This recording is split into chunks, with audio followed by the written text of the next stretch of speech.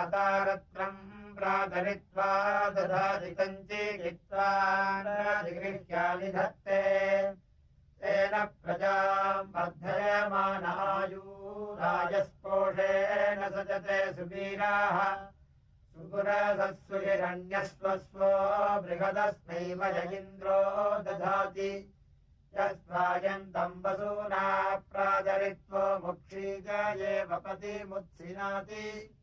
आयमद्य सुकृतम् प्रातरिच्छन्निष्टेः पुत्रम् वसुमता रथेन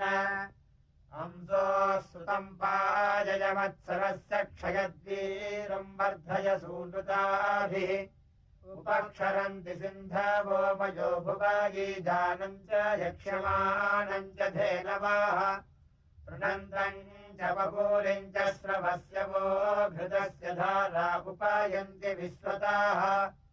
नाकस्य पृष्ठे अधितिष्ठति श्रुतो यः प्रणाति सह देवेषु गच्छति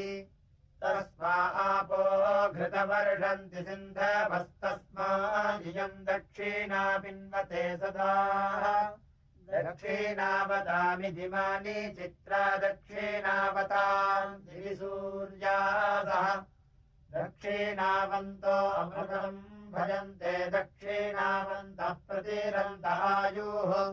मा पृणन्तो दुरितमेन आरन्नाजारिणः सूरयः संव्रतासाः